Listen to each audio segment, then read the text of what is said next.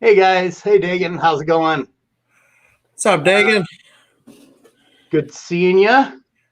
As you can see, my guests today are Kyle and Joe.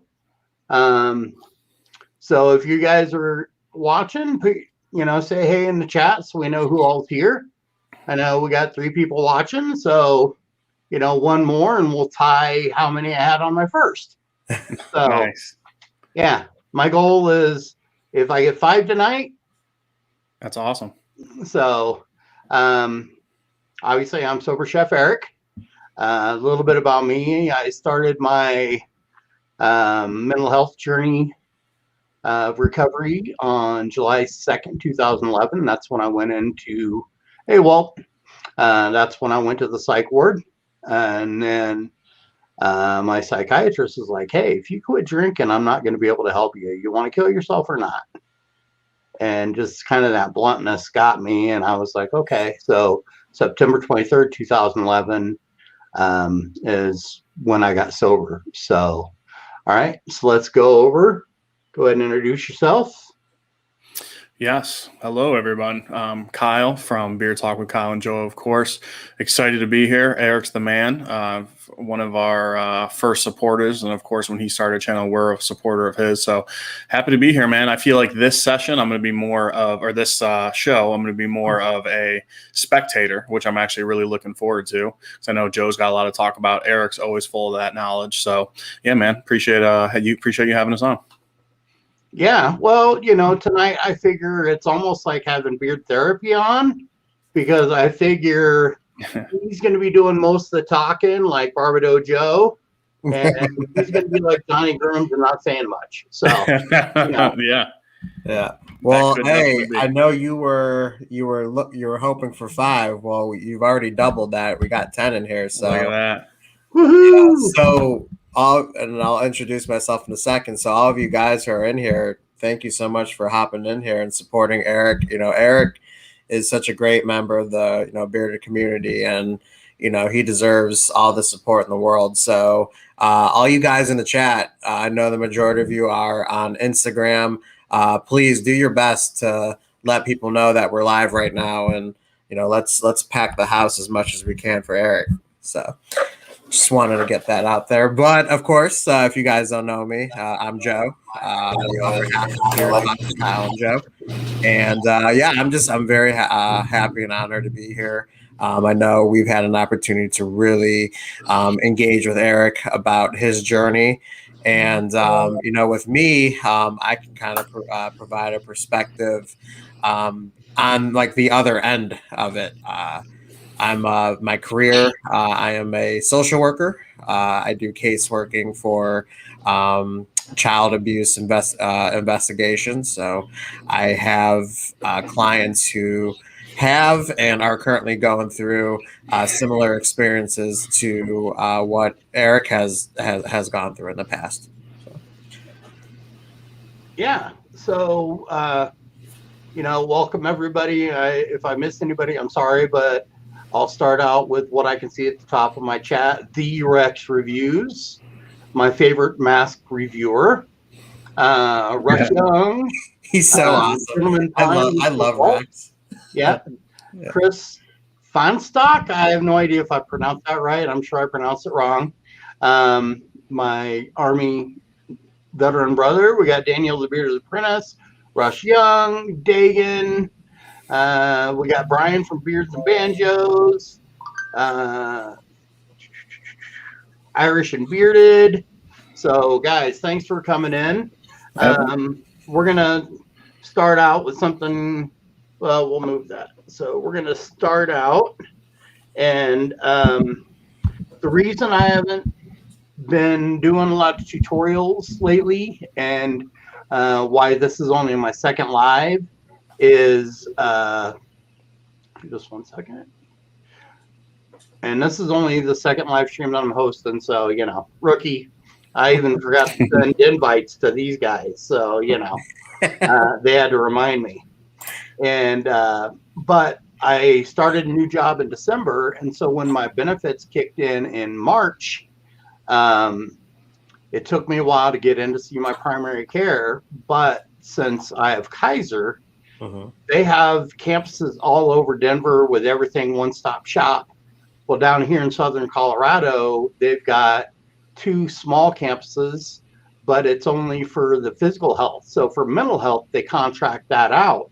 And so I had a hard time finding a psychiatrist that, one, took my insurance, which I found a lot of those that did, but none of them were accepting new patients.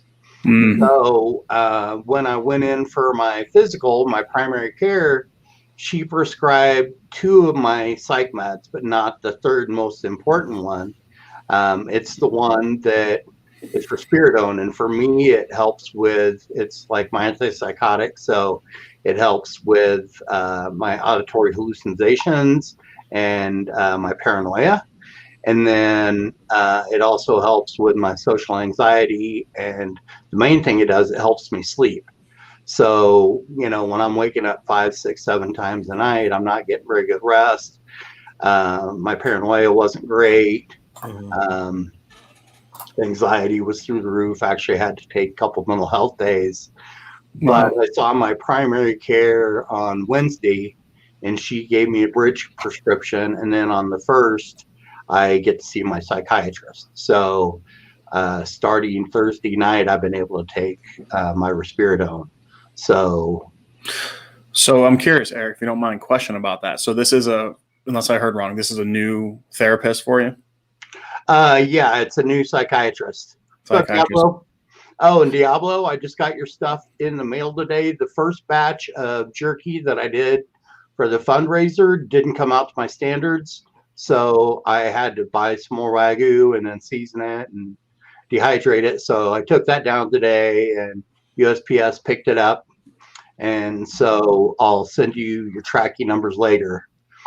But yeah, so, before I had Medicaid, and I had a new therapist every couple of months and a new psychiatrist every 5 to 6 months. So, I'd see him once or twice, and then it's like, okay, we got a new one. So getting everything adjusted has been really hard. And I'm on, once everything builds back up in my system, probably the best regimen I've been on so far. Okay.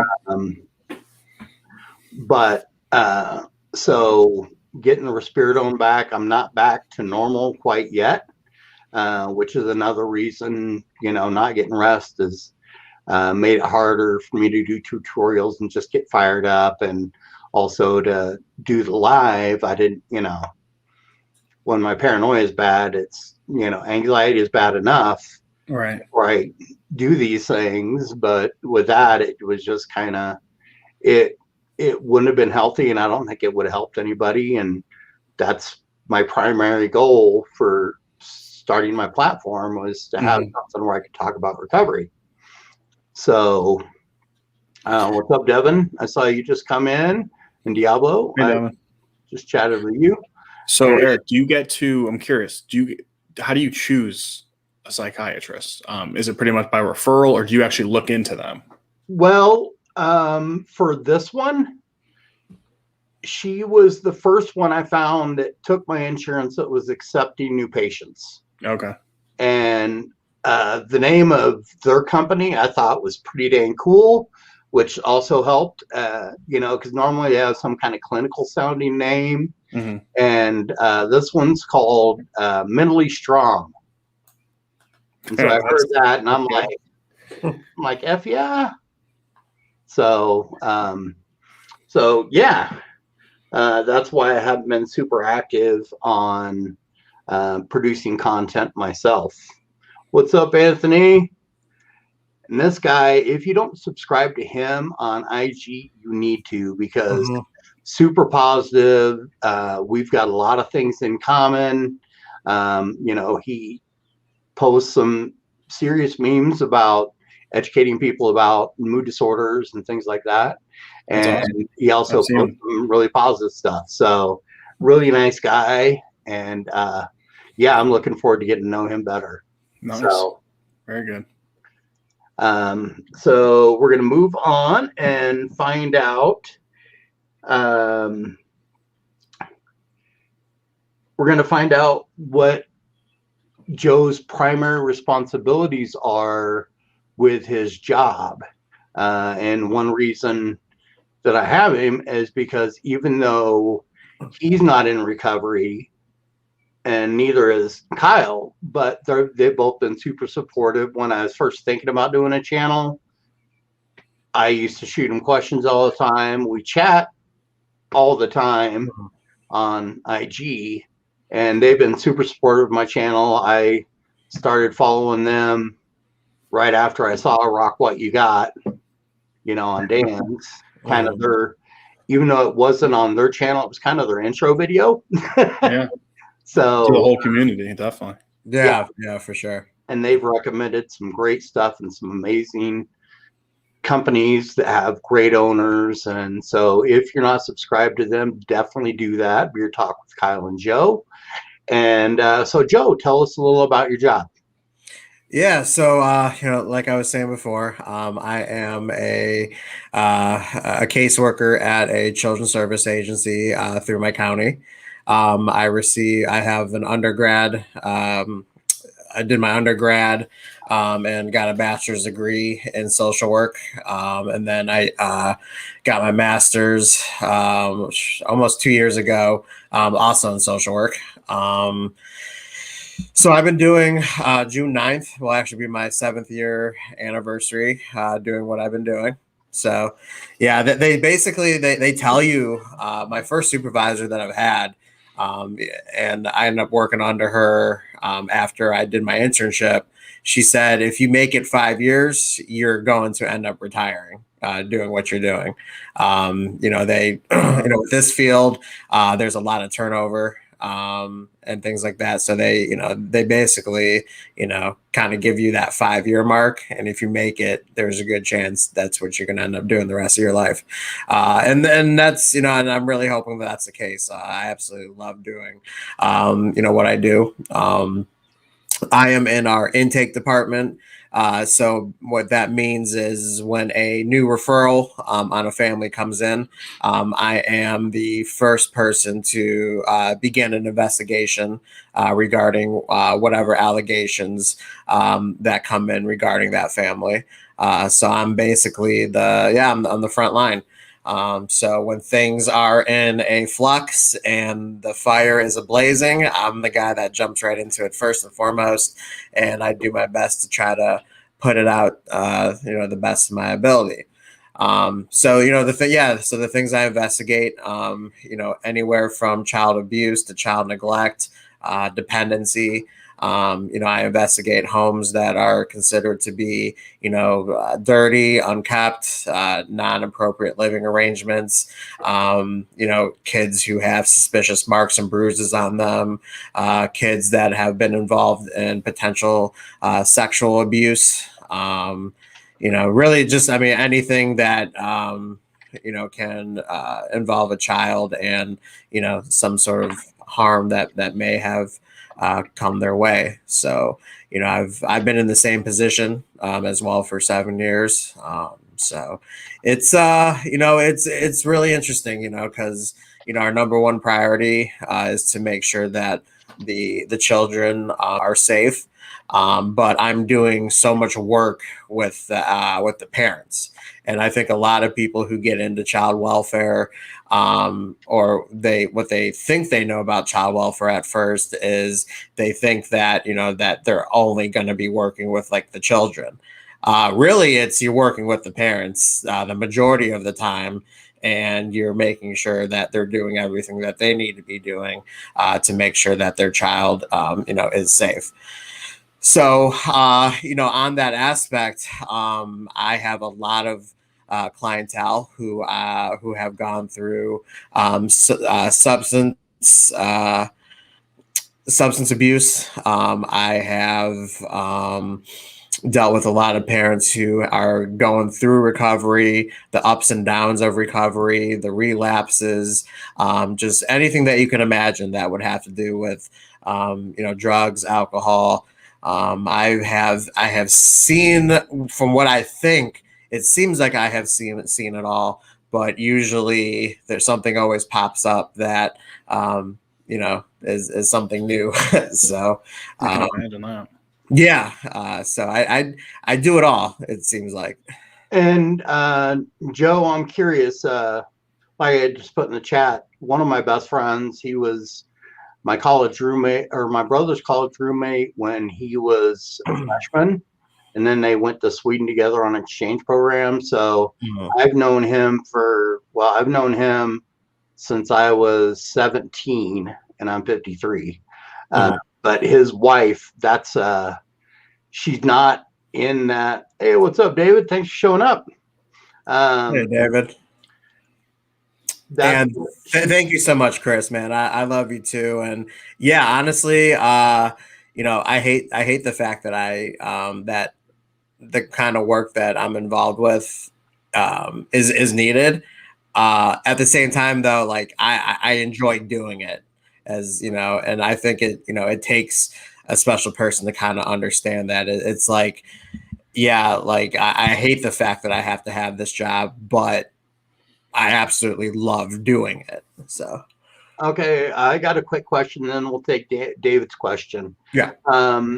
What percentage would you say of the families you deal with where one of the parents or caregivers is either dealing with mood disorders and kind of self-medicating, or dealing with substance abuse or alcohol?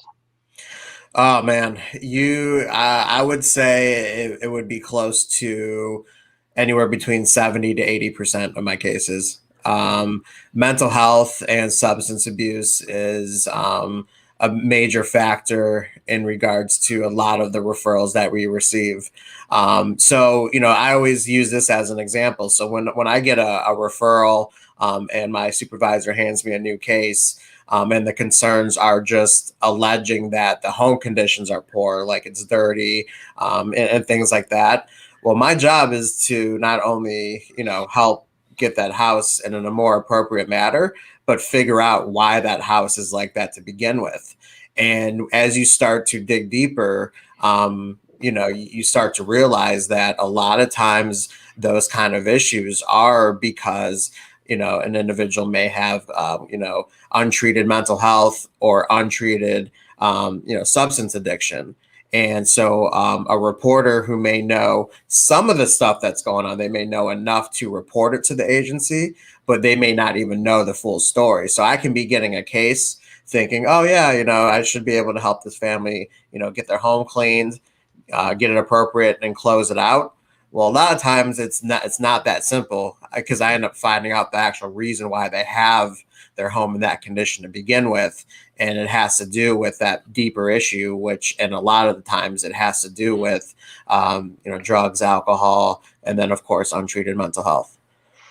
Yeah, I've known, since I've been in recovery, I've probably known more than a dozen girls and or couples that started getting treatment because they had to go to drug court because they were, somebody had reported them, and a lot of times it was their family, the grandparents going, listen, we love our grandkids and you're just not doing the job. And they wouldn't listen. And so then they had to get CPS involved, Child Protective Services. I'm sure it has different names in different states. Here it's CPS.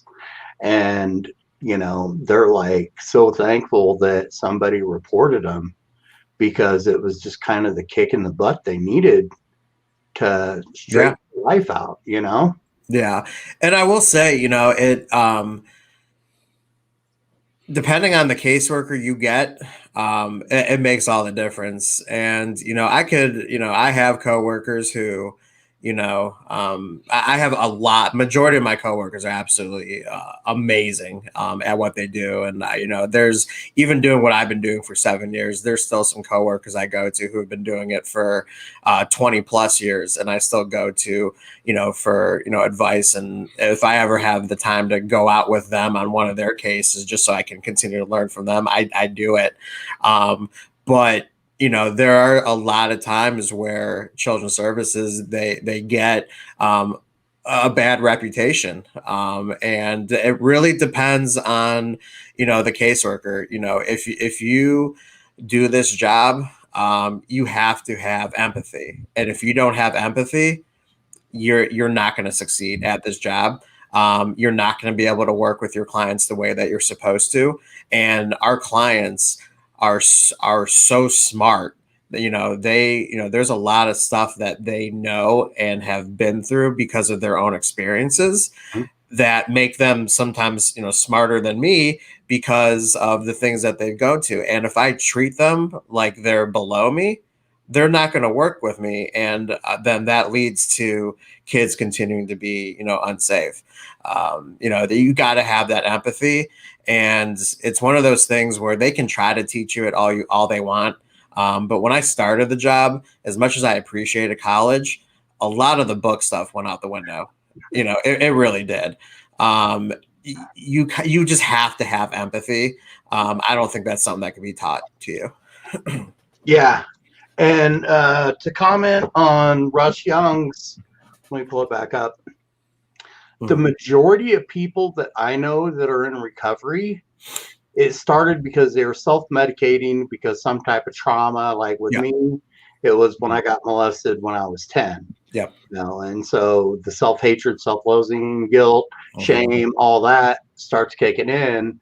And the only time that you get a little brief respite from it is when you're using. Yeah. And the other small percentage is, and it's not so small anymore, is methamphetamine is super addictive, even for those that don't have an addictive personality.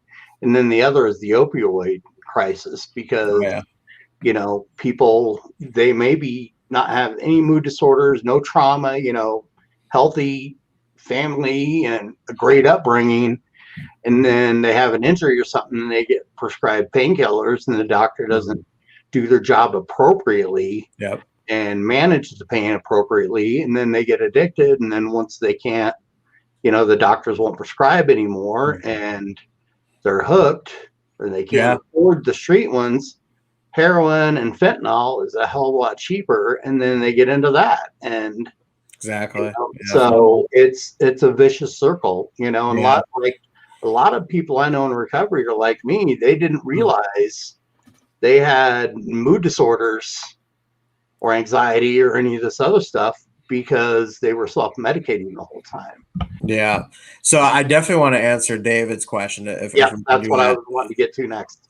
So yeah, David, it's a great question. Because I will tell you, there have been times where I've come home after, certain things that I've seen, certain things that I've had to do, certain decisions that I've had to make, where there was a lot of like second guessing. And there's been a few cases where I came home and I literally broke down and I cried because there's just certain things that happen, and there are certain decisions that you have to make, and it's really a damned if you do, damned if you don't, type job. And anytime you make a decision in life, the majority of the time you're going to be satisfying somebody while you're also really disappointing somebody else. And it's hard to do because I'm a person that I don't like to disappoint anybody. Yeah. I don't get into like long-term altercations with people. If I do get into altercation with somebody, it usually has to be squashed that same day or at least the next day. Because I just can't let things linger. I don't like when people are upset with me and things like that. And so that's like the hardest part. It takes a really good support team. I'm so lucky that I get to come home to Steph, every night, who can be there for me and support me when she knows that I've just had a really, cruddy day, or just have seen some things that, a lot of people out there, luckily, haven't gotten to see. and having good coworkers, having a supportive supervisor, those are the kind of things that like I need, and that I would think any other person in my position needs to really try to keep that negativity from affecting me. Doing our channel and now doing barbecuing, those are two great hobbies of mine now that have turned into passions and loves that I can go to when I need a break from the stresses that this job does do to me. So it's a great question. It's all about self-care for sure. Yeah. And Joey, congratulations, man. Yes, congratulations. And It's great. one thing I did in my early recovery is I took a cognitive behavioral health class. And then they also have DBT, dialectical behavioral health therapy. And it's something that I think should be taught mandatory in junior high, because it teaches you how to recognize your emotions and your feelings and figure out what the base emotion is behind that. Like a lot of times you see somebody that's really pissed off all the time, they're really angry. Well, it's not that they're angry, that's how they deal with their guilt and their shame and their poor self-esteem and everything. And it's something that I wish I would have had in junior high. Grade school I think was a little too early for that kind of class. But and then I also want to say to Russ and Joey, I appreciate you guys sharing, because I know it's not easy, especially in front of a camera, but just in the chat, it's that's showing vulnerability, and to me vulnerability shows strength. And when I was telling my brother about my CBT class, he said, well, it's like a toolbox. Fill the toolbox and try the different tools out. You'll find ones that work and ones that don't. And then once you find the tools that work, he's like, it's like when I started learning Swedish. He took Swedish before he could go over and do a semester in Sweden. And then after college, he was dating a girl from Sweden, so he moved over there. And he's like, at first I had to think about conjugating the verbs and everything else. And he's like, and then after a while, he's like, I was dreaming in Swedish, Yeah. So, the more you use these different tools, you'll find the ones that work for you. Because there's like tons of different breathing techniques to help with anxiety, because it's a physiological thing. For me, 4 square breathing works the best. That's where I inhale for a count of 4, hold for a count of 4, and exhale for a count of 4. And there's so many different ones, and there's so many different tools for anxiety and everything else. But sometimes, when you're in that downward spiral, like now I can recognize I'm spiraling down, but I still can't get out of it, even though I know now it's going to end. It's this isn't going to be a permanent thing like I used to, So getting those tools in my toolbox is huge now compared to when I first started my recovery. Right. And, there's like 5 or 6 that I use on a daily without even thinking about it, You make a really good point. Looking at like a lot of these people, most of these people in the chat, I know, and when I say I know, I mean they're in our stream and on our channel a lot, and I'm just reading everyone's story, and I'm like, wow, like it almost to a point, everyone's got a story about this stuff. It could be minimal, or it could be a huge part of your life, but man, it's interesting. Yeah. Well, and that's the thing, that people that don't understand addiction, or especially mood disorders, whether they realize it or not, somebody in their family is probably dealing with it. Yeah. And probably a lot of people they know are dealing with, some serious stuff that they have no idea, because trust me, man, we're good at hiding it. I did customer service for years, decades, and I learned if I come into work in a bad mood, I'm not going to get good tips. So I learned how to fake it. Right. And then that just wipes you out even more once you get and causes you to self-isolate and everything else. Right. I just want to say, hey, Tyson, thanks for Yeah, hey dropping. Tyson, what's up, man? And Joey, thanks for subscribing. Hey, Nate from Ferocious. What's What's up, Nate? It's always good to see Nate. Buddy. Yep. And we're going to lighten it up just a little bit. But if you guys have questions for myself or for Joe or for Kyle, man, throw them in the chat. Chris had a good one. Can you highlight it? It's right above Nate's.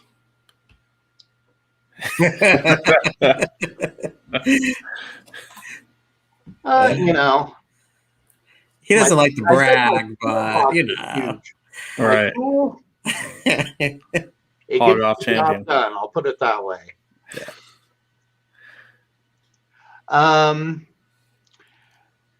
I do not do a 12-step. When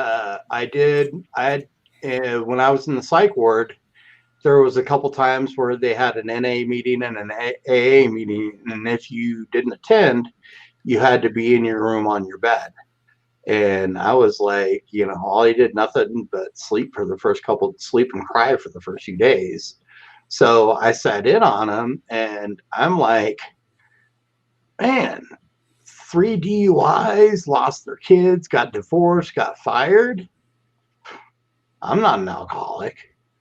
I'm not an addict.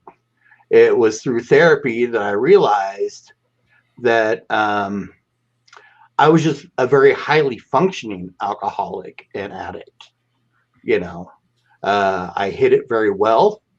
My parents had no clue, because every time they talked to me, how's your job? Great. Well, we sat down and figured it out. Since I was 18, I've had over 30 jobs, and it comes to find out that I had ADHD. So, when I first got a job, I would be gangbusters and learn everything I could and get promotions, get raises. And then once I kind of got stagnant and wasn't learning anymore, that's when my symptoms would kick in. And, so I would get fired. I mean, I don't know how many times I've been fired. I've walked out on jobs. I used to have a thing. If I wake up twice in a month and I'm like, I do not want to go to work today. Right. It was time for me to find a new job. I'd either change location or vocation, and it wasn't until later that, because before I was like, man, my boss was an a-hole and, that job, they treated me like S. And, then in therapy, it's like, I was the problem, not them. Right. Yeah, because they what they do is they make you relive like all those jobs, and they make you start to realize like, well, is it really a coincidence that you got fired from this one and then this one and then this one, and then you got mad and walked out of this one and this one and this one, and then just out of nowhere, if you have a good counselor or psychologist or psychiatrist, they'll be like, when are you going to start? They plant that little seed. When are you going to start looking at yourself in the mirror and realizing maybe it's not everyone else around me that needs to change. Maybe it's me that needs to change. Maybe I'm the one that needs to fit in a little bit better and really, make it work. And it's, and that's the thing is, and I think that's, from my experience of working with, with clientele who have gone through, substance abuse, the hardest thing, at least for me, because I see that I work with them in the beginning, is getting them to at first admit that what they're going through is an issue, and getting them in the mindset that, it's really on them to go into, recovery. I can mandate them all I want, but if they're going there just to appease me, then they're bound to relapse, because they're not going to succeed until they realize that they need to do it for themselves. Yeah. And I tell them, I always tell them that, this is a moment where, we're giving you an opportunity. We understand that, you love your children and, you still want to care for them, but you need to understand that with your current condition, you can't right now.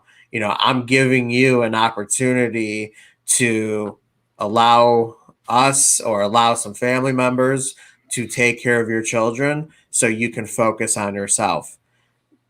If Yeah. you want, be selfish, take care of yourself, whatever you need to do, as long as it gets you to where you need to be and want to be as a parent for the future. It's a matter of getting them to, look at the big picture, because when we first get involved, all they're looking at is the current moment, but you have to get them to realize the kind of life that they actually could be having for themselves and, of course, their children and family. Yeah. And I didn't really answer the question that Russ asked. I attended some 12-step meetings, but it really wasn't for me. What helped me was therapy and my psychiatrist saying, listen, if you think your life sucks, you're the only one that can change it. And the alcohol, you've been doing that for 30 something years. You've been doing drugs for 30 something years. He's like, and you still want to kill yourself. So did it work? No. All right. And so for me, therapy worked. But I know a ton of people that 12-step works great, whether it be CA, NA, whatever. Bill put together a hell of a program, and it's very effective for a lot of people. Some people appreciate more of a Buddhist approach, like Dharma recovery. Some people therapy. Some people like, and even though he's not here, I know he won't mind me saying this. Andrew Carlisle, church is what helped him. Oh yeah. And so spirituality, whatever form that may be, helps a lot of people. And the biggest thing for me, and it's actually who the three of us did the fundraiser for, is the Phoenix. It's an active, sober community.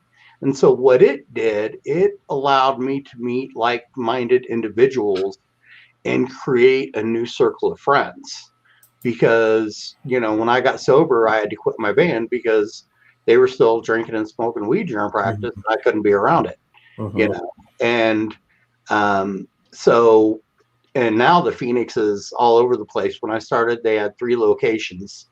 They had Boulder where it started, in Colorado Springs, and then Denver. And now we're all over the place.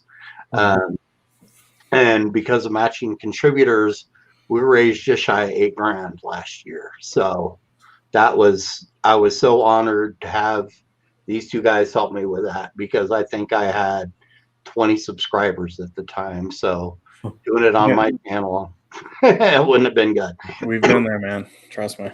Right. I mean, it's, we got our help, and then that's what me and Kyle love to do, is we love to help people.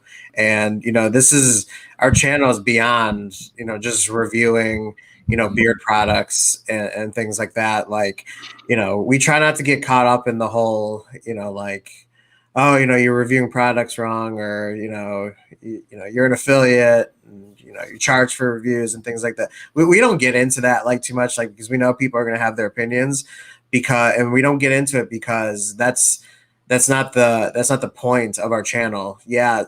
Some of those stuff are nice perks and stuff, but we're doing this channel because we know that every time we drop a video, there's a good chance that we're potentially, boosting somebody's, self-esteem about themselves, because, we all know as men, it's hard to show that vulnerability. It's, people think that if you show vulnerability, then you're not manly enough, when really it's the complete opposite. So we know when we're producing content and we're doing tips and we're raving about products that, work well for our beards, we do this because we know that has the potential to make somebody feel good about themselves, especially if they take our word on it. For a product that we like, or a tip or a trick that's been working for us. That's when you start to really feel good about yourself, whether it's, because of your beard, or whether because it's, you're in sobriety. That's what matters the most, is when you really start to feel good about yourself. And it doesn't matter what it takes for you to start feeling better about yourself. As long as you get to that point, you're going to live just such a better life. Me personally, for me, literally having this beard has made my life a lot better. And when I explain that to people at first, they're like, I don't get it. But when I go deep down into, what I mean by that, it makes all the sense in the world. I enjoy looking at myself in the mirror every day. I don't even bother with some of the flaws that I know that I have.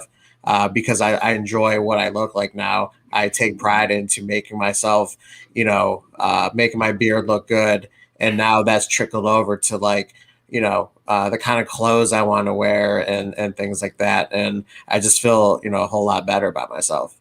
And, people who reach that point in recovery, they live such a better life, and then they get to pass that along to people who are now, going through the things that they went to. And that's, a whole nother experience of being able to just, share that and help somebody and potentially save their life. So, yeah. And a lot of people, whether it be from child abuse or just a horrible situation growing up, especially if their parents have mood disorders, which is very hereditary, especially if their parents have addictive personalities, which is very hereditary. Like, I think it was Anthony that said he wants to break that cycle. He doesn't want his kids to ever see him drunk. And I don't know his parents' situation. I don't know his story. But through, the Phoenix and other organizations I've been around, with other sober people, and in group therapy and things like that, support groups, I've learned, and I was so lucky. I have an amazing mom and dad, an amazing brother. And even though I lied to him, and I didn't steal from him technically, but I took money, when I was living in Vegas and I was really strung out and gambling really bad, I was like, okay, I got rent due, but I just changed jobs. So they sent me a couple grand to hold me over, because I wasn't going to get a check for a couple weeks. And within 2.5 hours, 2 grand was gone, and so then that's when my roommate, who I'd known since junior high, he's like, dude, you need to get the F out of Vegas, And so I called my brother, and I was just like, yeah, man, I'm doing too much coke and I'm gambling. And he's like, well, I just moved out of Floyd's place, and I knew Floyd from visiting my brother, and knew him from when he was best friends with my brother's best friend. So I'd known him, since going to their college parties while I was in high school. And he's like, he's got a room for rent. I talked to him. He's like, I've paid your first 2 months rent. He's like, he'll put you up for 2 months unless you do something really effed up, and he has to kick you out. But he'll give you 2 months. And then at the end of that, you're on your own. And luckily he was great. And, I'd call him after work at 3 a.m. because I'd be at a party and people were starting to do lines. And I'm like, dude, I'm doing coke. And he's like, where you at? And he'd come get me, Yeah. Was this in Colorado? Yeah. Okay. Yeah. I moved from Vegas to Denver. Okay. Yeah. And he is still one of my really good friends. I don't talk to him that much because now he's retired and lives in Mexico. And he's 2 years older than me. Yeah. But hey. Wild, man.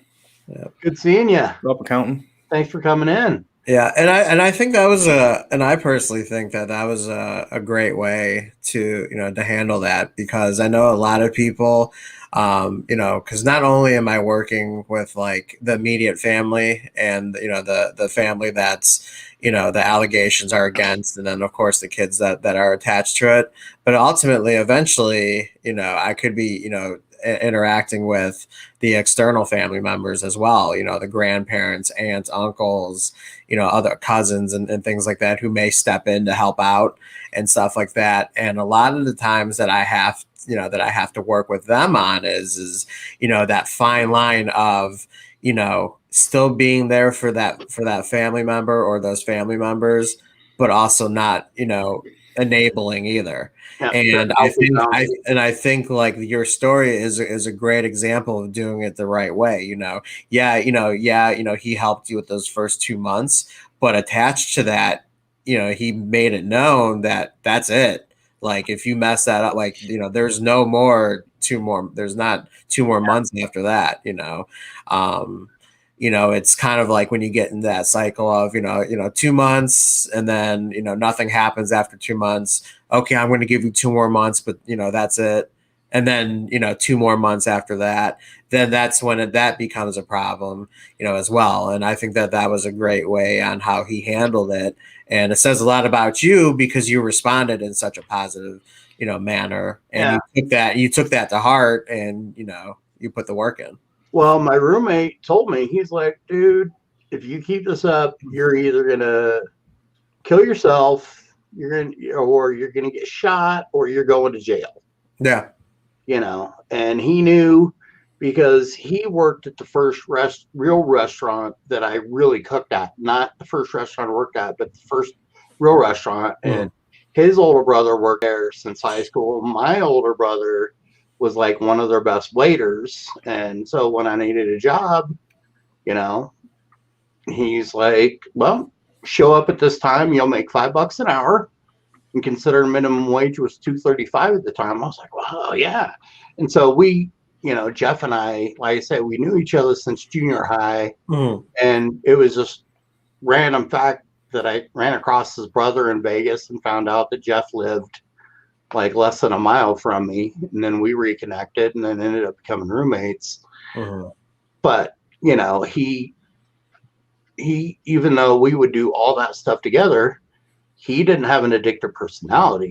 He didn't have any, he worked at a casino. He didn't have any issues with it, whereas I did. And, so that helped with my cocaine, but I was still drinking like a fish. And, while I lived with Floyd, I learned how to brew beer and got really good at it, and learned how to make wine. And, Colorado had better weed than Vegas.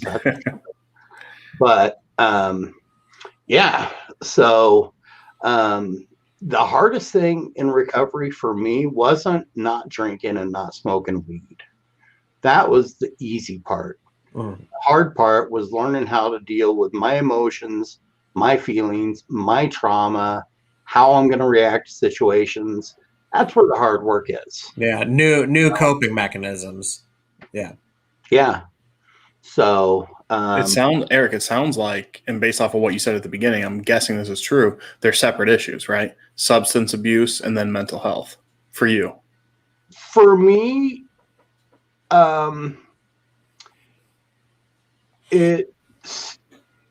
the substance abuse and the drinking started because of the sexual trauma I experienced. And, that's where the PTSD started. And then, I've had some traumatic brain injuries, and, so the mood disorders just started out with guilt and shame. And then you start to really hate yourself, then things progress. And then when you're in social situations, I'm smoking weed or I'm drinking. So I didn't learn how to develop the appropriate social skills to be in large groups of people, without using and everything else. And so for me, they're pretty intertwined.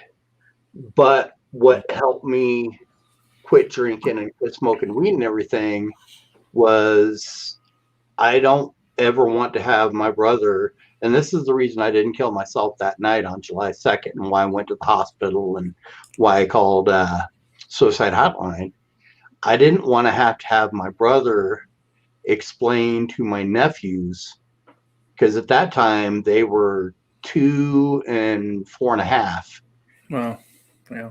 I didn't want to have him explain to them why Uncle Eric isn't around anymore, and to show you how supportive my family is. My brother had to go to work out of town on work on the 5th of July, and I went in the night of the 2nd. So they came and saw me on the 3rd. And then my sister-in-law was like, okay, you're wearing a tank top, flip-flops, and swim trunks. Do you have any other clothes? Do you have underwear? And I'm like, no. She's like, well, give me your keys. We'll go over there. We'll get you some clothes. And then my brother had to go out to work that next day, fly out of town. And she came back. She visited me every day in the psych ward. And she came back and she's like, Eric, that place is so depressing. You're never stepping foot in there again. You're going to move in with Neil and I when you get out of here until we figure out your next step. And she's like, as long as you don't do anything that affects the boys, and it wasn't super conducive. So I ended up moving after a couple months. I moved down to the Springs with my mom and dad while I was waiting to get into a group home. But having a sister-in-law that came down every day and would bring me notes from my nephews, which was just pieces of paper with crayon, yeah. And bring me pictures of the boys. And she, what do you want for lunch tomorrow? And I have the most amazing sister-in-law in the world, and that's how supportive my family has been. So, got super lucky with that because they've been there for me. And my brother, one night when I was it was actually the last night I drank. I was really considering harming myself, and he drove me to the emergency room, and he let me smoke in his car, which he hates smoking. But he's like, I'm like, let me finish a cigarette, and I'm bawling, and he's like, no, just let's go. And when I saw the psychiatrist the next day, that's when he was like, yeah, keep drinking, kill yourself. Quit drinking, make yourself better. Yep. Yeah. And I'm sorry, I've been missing some of the comments. But yeah, so I know Saturday Night Hype's getting ready to start, and Dave's a super great guy and has helped me with my channel as well. Granted, the two people that have helped me the most with my channel are these two right here, on questions about gear and questions about how to post stuff and everything else. And Dan C has helped me a lot, but I know he gets so much, I don't bug him too much. And Dave and Mo are the other two that really helped me. And then Chris has been a great friend, and both Barbado Joe and Joe Downey. So I've been lucky. I've had some great people in this community help me out, especially when I was recovering from surgery and trying to get my channel started and in COVID. But on to a lighter subject before we close this thing out. Thank you so much. I just wanted to say thank you to Joey Sparks, and yeah, it was we hope to definitely come back out on here too. It would be it'd be great, and yeah, Joey, we would love for you to subscribe for sure. That would be outstanding. And thank you so much. It was great interacting with you. Yeah, I'll let them plug their live show to make sure they get all the information right, because I think I got it, but I want to make sure. But Memorial Day, as a veteran, and Chris is a veteran, and we might have some other vet people in the chat that I didn't realize were veterans. Memorial Day is a big deal for me. We go to my mom, dad, and I go see my grandparents and great grandparents' grave, as well as some of my great uncles who served in World War II. Two were in the Navy, or one was Navy, two were Army. And I actually have the one that was in the Army. He ended up being the provost marshal up on Cheyenne Mountain at NORAD when that finished construction. And I have his footlocker. Wow. So it's something I'll never get rid of. And I'll give it to one of my nephews, whichever one seems more interested in it. But for Memorial Day today, I went to a friend's and got really lucky. I was able to get all the grilling done before the rain started, kind of in between rainstorms. And I got some two of my best friends. They have a little over 6-month-old baby, Bo Summit, and they're like family. I did the rehearsal dinner for them when they got married out on the Western Slope. They come over to dinner at my mom and dad's, and so they're like, "You want to go see Uncle Eric?" And little Bo's like, I'll be posting a picture of him on Instagram after we get through this. But being that you guys are both huge into grilling / smoking nowadays, I want to find out if you guys have any plans for Memorial Day and if you guys are going to be grilling anything. So we'll start over here with Kyle. Mm-hmm. So believe it or not, I'm not going to be smoking anything this weekend, which is insane. But tomorrow I'm going to my brother's house. He's smoking 3 whole chickens. I know he's got them all, got put rubs on them and everything going overnight. And then on Memorial Day itself, I'm going to my in-laws doing a little barbecue there. I don't know the details, but I did buy a rack of beef ribs, which I'm excited. I don't know if I've had beef ribs before, but I've certainly never smoked them. So that'll probably be next weekend. I'm excited about that, though. Doing a little research now to make sure I do it the way I want to. Nice. Yep. I'm going to be doing, so my wife, she really wanted me to grill some steaks. So I think we're doing that tomorrow. And then Monday, I think she wanted some like chicken breast. So either going to smoke or grill, kind of whatever she wants. I'm going to make this weekend about her and however she wants me to cook it. So maybe smoking the chicken breast, but it could end up being grilling too. But either way, I'll be on the grill tomorrow and Monday. So, and how's she doing? How's Steph doing after? She's doing good. She's doing really good. She's moving around really well. Just it's with the procedure she had. There's kind of a wide time frame regarding like recovery and things like that. So there's a lot of stuff that she is able to do now, but still, even though she probably could do some of the things that she wants to do, they still gave recommendations to not do certain things like driving and things like that. Like right now she feels like she could drive, but she knows that she wouldn't be listening to the recommendations. So Smart. yeah, so she is listening to the recommendation. So, good job, Steph. She's doing really good though. Yeah. Awesome. Anybody in the chat have any fun plans for Memorial Day? Go ahead and put them in there. And I'm going to let these guys plug their channel and plug their live stream. And I'm lucky enough to be a moderator for them.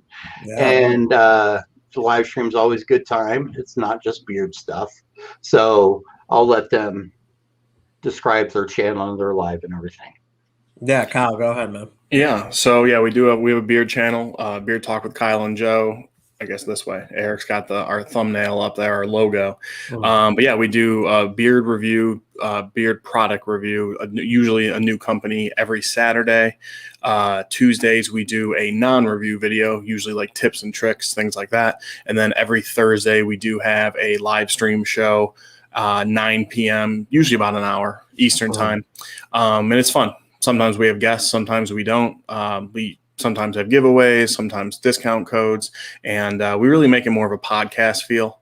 We really try to have some fun. We're really interactive with the chat and talk about beard products, talk about barbecue, life, share stories, just stuff like that. So yeah, if you're not subscribing, that sounds... Sports. Oh, Sports. yeah, Sports. we do talk. We try not to as much. We're big sports fans. But yeah, if that's something you're interested in, stop on by. We'd love to have you. Yeah. And real quick, Joey, it's hard to tell from the profile pic how long your beard is, but especially if you're wanting to grow it out, you'll learn a lot from these guys. Thank you. Thank you. Yeah. Yeah, it was funny because I was going. Me and Kyle met up yesterday because we had some products and stuff to exchange, and we were talking about our upcoming schedule. And like Kyle was saying, usually on Tuesdays is our non-reviews, but we've had a couple like special things coming up. So next week we actually have 3 different reviews that we're dropping, which is a lot, and normally we wouldn't do it, but we have our normal Saturday one, and then we have a bonus one on Wednesday. Wednesdays we usually don't drop a video, but Wednesdays is a bonus one that we're really, really excited about, and it's going to lead into what we got going on next Thursday. And then Tuesday is just a company that we've reviewed before. They're a newer company, but they have already come out with some new products and new scents that we just can't wait to talk about. So yeah, we got 3 really cool different reviews coming out next week. So it's gonna be a different week for us, but a lot of cool content for you guys to enjoy, hopefully. So Yep. Hey, Mark, is that your dad? That's my dad. I texted him right before and told him that you're going to be on. He sees you in our Thursdays all the time, and then I know he's watched some of your cooking videos. Oh, nice. Thanks, that he's in, because we're both big meat eaters, so it's interesting to see some good looking vegan food. Well, not anymore, right? Not anymore, and, right? Once these meds kind of even me out, you're going to be seeing some more stuff. So I'm going to try to do seasonal stuff. So since this is a big, we got the 4th coming up, I'm going to be doing like fun side dishes to take, because like today for my friends, I made a chocolate pudding with cinnamon and cayenne because I love spicy desserts. I love spicy desserts. I've made chipotle cheesecake. I've made green chili cheesecake.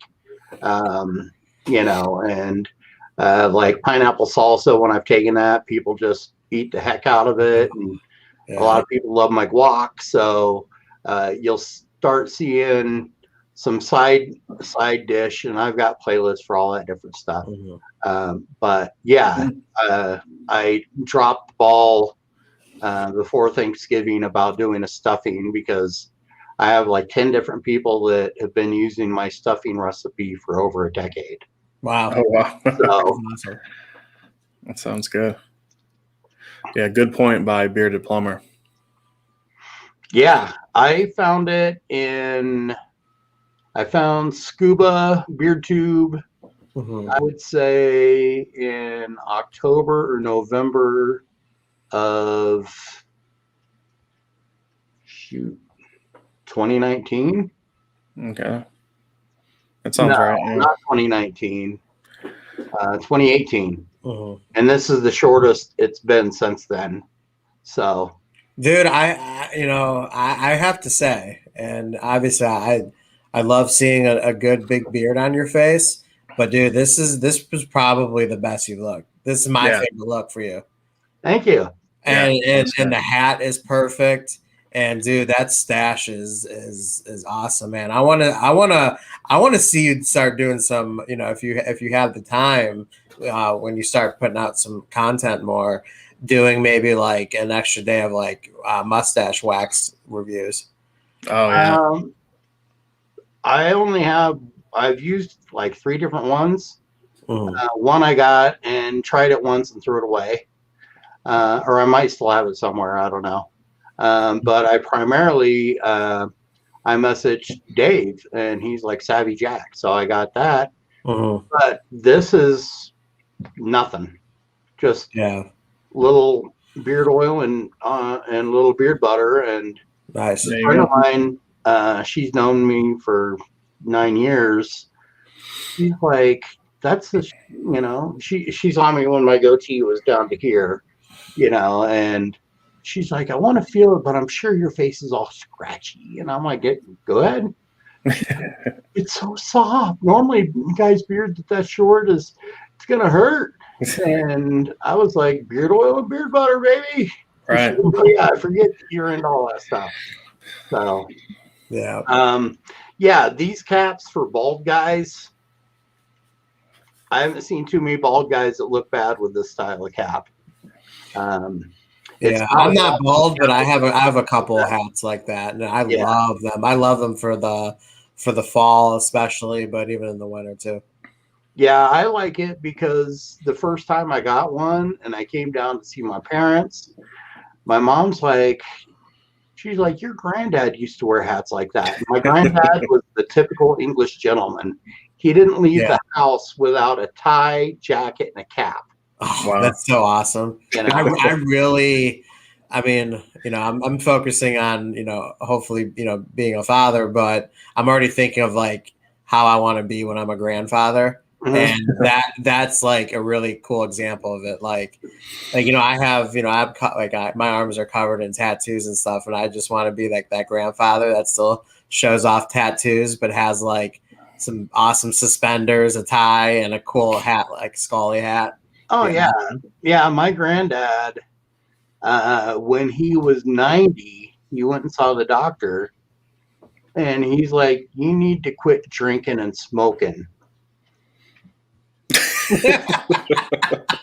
He lived to be 94. He brewed his own beer every morning, and every morning or every night he drank a pint. And he had his rotation system down that the day that the beer was ready was the day he drank it. And then he walked to the pub. That was his exercise every day, walking 6 blocks to the pub. And one thing that was really cool when I was over there in 98, my aunt, who just passed a few months ago, she had bought the house from my granddad. So when he dropped in to see her, I was like, where's that pub that granddad used to take us to when we were kids? Because he found us folding laundry, and he's like, that's women's work. You're coming to the pub with me. I was 7. Wow. And then he would get us a little shorty glass of Guinness to drink on the way home. So when we got home, we'd take naps, and he could garden without us bothering him. But I got to go to the pub and actually talk to a couple guys that knew my granddad and got to hear some stories about him, which was pretty cool in 98. That's awesome. But guys, I appreciate everybody in the chat. I appreciate the vulnerability some of you guys showed. And, from here on out, as long as everything is going well, every other week, I'm going to have different guests every week, and we'll kind of have different topics, and kind of depending on who my guest is and everything. And a few people that are going to be guests in the future. I don't have specific dates yet, but Tyson's going to come on from Copper Johns. And I'm going to have Joe Downey on, and we're going to talk about NF and how it's affected his life and how he deals with that. And then I've got a few other friends that are going to talk about sobriety and everything else. So, guys in the chat, I appreciate you all so much. Have a wonderful day or a wonderful weekend. Be safe, and remember, life's too short to eat bad food.